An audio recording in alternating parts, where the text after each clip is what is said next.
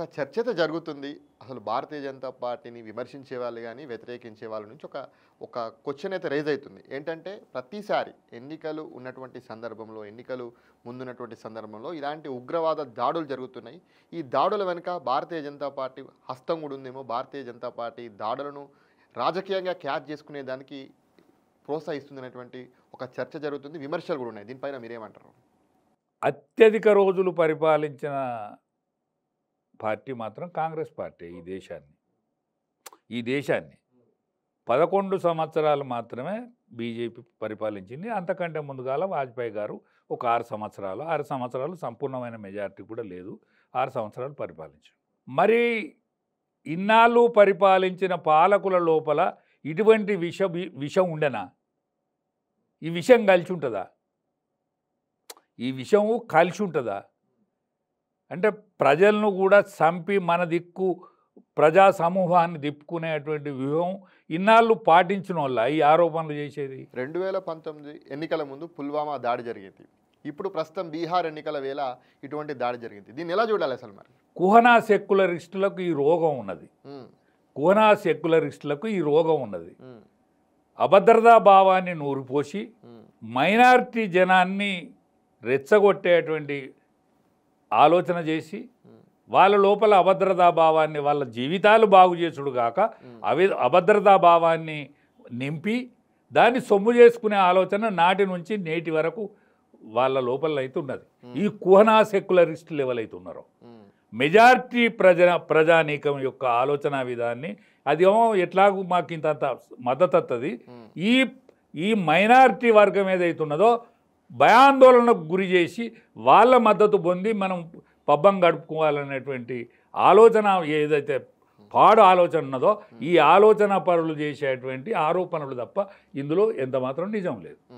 నేతి బీరకాయలో నెయ్యి లేనంత నెయ్యి ఉండదు. నేతి బీరకాయ అట్లనే ఇది నెయ్యి, దీనిలో గంతే నిజం ఉంటుంది, దీనిలో నిజమైతే ఎంత మాత్రం లేదు. ఇప్పుడు ఒకవేళ అట్నే అయితే ఇదివరకు పరిపాలించిన పాలకుల కాలంలో వాళ్ళే మాయమైంది కదా. వాళ్ళని ఎవరు మాయం చేసిండ్రు?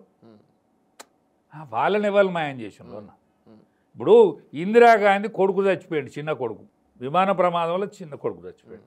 రాయేష్ పైలట్ కూడా ప్రమాదంలో చచ్చిపోయాడు.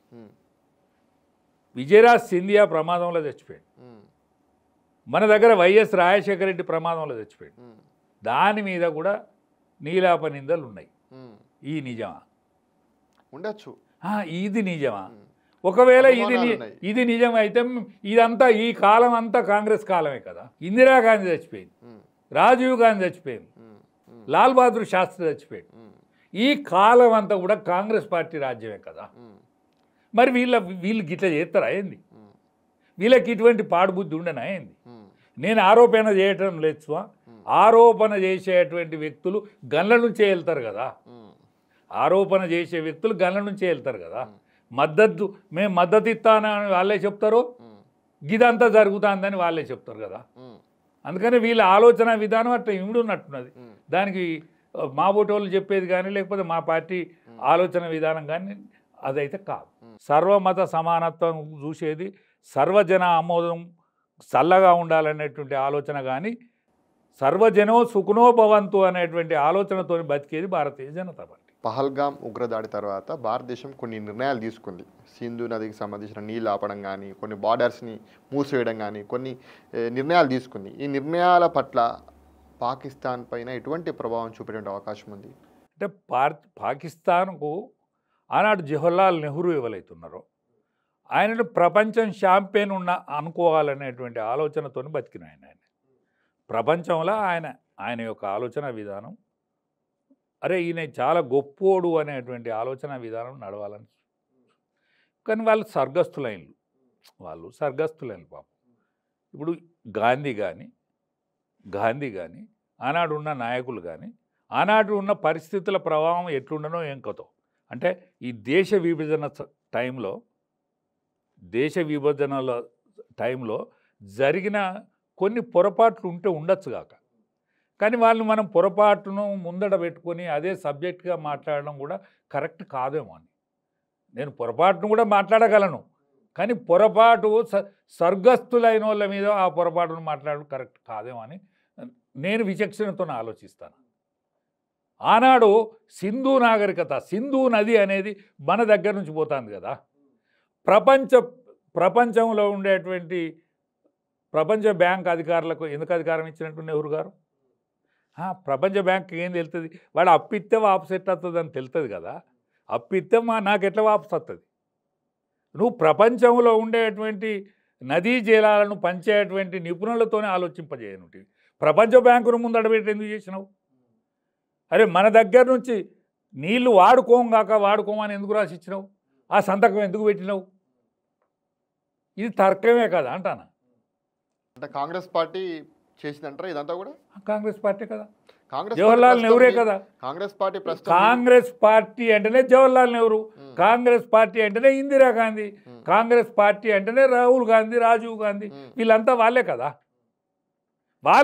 ఇదంతా ఈ పురుషార్థానికి కారణం వాళ్ళే కదా. ఇన్నాళ్ళ పంచాయతీకి కూడా కారణం వాళ్ళే కదా. 370 ఆర్టికల్ రద్దు చేస్తా అంటే నేను వచ్చినాక మళ్ళీ 370 ఆర్టికల్ను మళ్ళీ పునరుద్ధరిస్తాననేటువంటి పెద్ద మనిషే కదా మన ప్రతిపక్ష నాయకుడు. మన ప్రతిపక్ష నాయకుడే కదా ఈ మాట అనేది. వాళ్ళే కదా. ఈ పొయ్యి రాజేసింది వాళ్ళే కదా. వాళ్ళ కాలంలో కదా సిక్కుల ఊచకోత జరిగింది. వాళ్ళ కాలంలో కదా మన బింద్రన్ వాళ్ళే తయారైంది. వాళ్ళ కాలంలో కదా అక్కడ మన శ్రీలంకల ఉగ్రవాదులకు మనం సాయం చేసింది. ఆ ఉగ్రవాదంతో కదా రాజీవ్ గాంధీ గారు మరణం జరిగింది. ఇవన్నీ ఏమి నిర్ణయాలు? ఇవన్నీ తప్పుడు నిర్ణయాలు కాదా? వెంటనే ఎందుకు చేస్తలేడు మళ్ళా ప్రధానమంత్రి మేము ఫుల్ అధికారం ఇచ్చినాం అని అంటే ఇవాళ ఆలోచించేది ఏమన్నా తప్ప? మీరు ఆలోచించింది ఏమన్నా కరెక్టా? అందుకని మనం ఒక్కడికి 4 సార్లు అనుకోవాలి ప్రతిదీ. అంటే గతంలో కాంగ్రెస్ పార్టీ తీసుకునే నిర్ణయాలే వీటన్నిటికీ వాళ్ళ మూలమైన అన్నిటికి మూలం. ఈ అన్నిటికి మూలం గత పాలకులు తీసుకున్న నిర్ణయాలే. ఈ పాలకులు కూడా ఆచితూచి తీసుకోవాలనేది ఇవాళ ఆలోచిస్తాం. దేశంలో జనగణనతో పాటు కులగణన చేపట్టాలని కేంద్ర ప్రభుత్వం ఒక నిర్ణయం తీసుకుంది. అసలు ఉన్నట్టుండి కేంద్ర ప్రభుత్వము ఈ యొక్క కులగణన చేపట్టాలని ఎందుకు ఇంత హఠాత్తుగా నిర్ణయం తీసుకుంది? ఎక్కడ కూడా చర్చలు కూడా లేదు. ఎక్కడ కూడా అసలు తీసుకుంటుంది భారతీయ జనతా పార్టీ కులగణనకు సంబంధించినటువంటి అంశం నిర్ణయం తీసుకోబోతుందని కూడా ఎక్కడ కూడా చర్చలో లేదు. ఉన్నట్టుండి హఠాత్తుగా అకస్మాత్తుగా ఈ నిర్ణయం ఎందుకు వచ్చింది? 75 సంవత్సరాల స్వాతంత్రంలో ఎస్సీ ఎస్టీల కోసం ఒక ప్రత్యేకమైన ఆలోచన ఇది చేయడం జరిగింది. కానీ బీసీల గురించి ఆలోచించేటువంటి ఆలోచన చేయలేదు. భారతీయ జనతా పార్టీ పరిపాలనకు వచ్చిన తర్వాత ప్రప్రదంగా ఒకటోసారి, రెండోసారి, 3 సార్లు కూడా ఒక బీసీ ప్రధానమంత్రి మాత్రమే పరిపాలిస్తూ ఉన్నాడు. అత్యధిక పెద్ద రాష్ట్రమైనటువంటి మధ్యప్రదేశ్ రాష్ట్రం లాంటి దానికి ఒక బీసీ ముఖ్యమంత్రిని చేశారు. అందులో ముఖ్యంగా యాదవ కమ్యూనిటీ నుంచి చేశారు. హర్యానాలో మన దగ్గర వెలుమలు రెడ్లు అయితే ఎట్లయితే పరిపాలించడంలో అగ్రవర్ణాల పరిపాలనే మన రాష్ట్రం ఎట్లయితున్నదో, ఉమ్మడి రాష్ట్రం కానీ ప్రత్యేక తెలంగాణ కానీ, జాట్స్ పరిపాలించేటువంటి హర్యానా లాంటి రాష్ట్రానికి కూడా ఒక బీసీ ముఖ్యమంత్రిని, ఒరిస్సా లాంటి రాష్ట్రానికి ఒక ఎస్టీ ముఖ్యమంత్రిని చేశారు.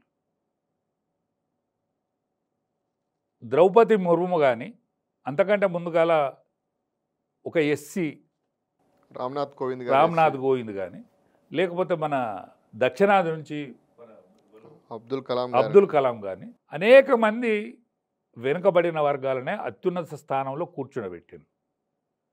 అయినా కూడా ఇంకేదో లోటో ఇంకేదో లోపమో కనిపిస్తుంది. ఇంకేదో లోపమో ఈ బీసీలల్లో ఉపేక్షితకు గురైన అపేక్షిత వర్గాలలో ఏదో ఒక అలజడి ఉంది. ఈ అలజడిని ఖచ్చితమైనటువంటి ఒక మాన్పాలే. ఈ అలజడికి పరిష్కారం, సరి అయిన పరిష్కారం చెయ్యాలి అనేటువంటి చిత్తశుద్ధితోనే దీన్ని ఆలోచించడం జరిగిందని నేను అనుకుంటున్నా. కష్టమైనా నష్టమైనా బీజేపీ పార్టీ చెప్పిందే చేస్తుంది. చెప్పిందే చేస్తుంది, చేసిందే చెప్తుంది, చేసేదే చెప్తుంది. ఇప్పుడు 370 ఆర్టికల్ రద్దు చేస్తాం అనేటువంటి ఆలోచన శ్యామప్రసాద్ ముఖర్జీ గారు అక్కడనే చచ్చిపోయింది. దానికోసమే జనసంఘ్ ఫౌండర్ అన్నాడు. ఆ జనసంఘమే జనతా పార్టీ కాలంలో జనతా పార్టీలో కలిసింది, అదే బీజేపీగా అవతరించింది. ఆ 370 ఆర్టికల్ను రద్దు చేయడం జరిగింది. మేము పవర్లోకి వస్తే రామ మందిర నిర్మాణాన్ని పరిష్కరించి రామ మందిరాన్ని చేపడతామని చెప్పారు. రామ మందిర నిర్మాణం చేస్తామని చెప్పారు. సుప్రీంకోర్టు ఆలోచన పరిధిలో అనేక మంది నిష్ఠాతులతో ఆలోచించి ఎంత మాత్రం లొల్లి లేకుండా రామ మందిర నిర్మాణం చేయడం జరిగింది. ఇక్కడి మహిళలకు హిందువులకో తీరు కానీ మెజారిటీ జనాలకో తీరు ఆలోచన, మైనారిటీ జనాలకు ఒక తీరు ఆలోచన ఉన్నదని త్రిబుల్ తలాక్ 3 సార్లు తలాక్ అని ఎక్కడ చెప్పినా, ఎప్పుడు చెప్పినా, ఎట్లా చెప్పినా కూడా త్రిబుల్ తలాక్ బిల్లు మేము ఖచ్చితంగా దాన్ని అడ్డుకుంటాము. త్రిబుల్ తలాక్ను చట్టబద్ధత చేస్తామన్నారు, చట్టబద్ధత చేసింది. ఏదైతే మాట్లాడతారో, ఏదైతే చేస్తామని అంటారో ఈ చిత్తశుద్ధి ఉన్నది కాబట్టే ఈ ఈ యావత్ బీసీ జనాభాకు ఏదో ఒక అన్యాయం జరుగుతున్నట్టున్నది, ఏదో ఒక లోపం జరుగుతున్నట్టున్నది. వీళ్ళ జీవితాలలో వెలుగు నింపాలనేటువంటి సదుద్దేశంతో ఒకనాడు ఇది కరెక్టా, ఇది కాదా, దబ్బున చెయ్యాలనా చెయ్యొద్దా అనేటువంటి మీమాంసం బీజేపీలో కూడా ఉండకపోవచ్చు. కానీ దాన్ని కూడా క్షుణ్ణంగా పరిశీలించుకొని ఖచ్చితంగా నేను కూలకరణ చేసి వీళ్ళకి కావాల్సిన న్యాయం చేయాలనేటువంటి దృక్పథంతోనే చేసింది తప్ప రాహుల్ గాంధీ ఆలోచననో, లేకపోతే సోనియా గాంధీ ఆలోచననో, లేకపోతే ఇంకెవరి ఆలోచనకో కాపీ కొట్టాలనేటువంటి దుర్బుద్ధి ఈ పార్టీకి లేదు.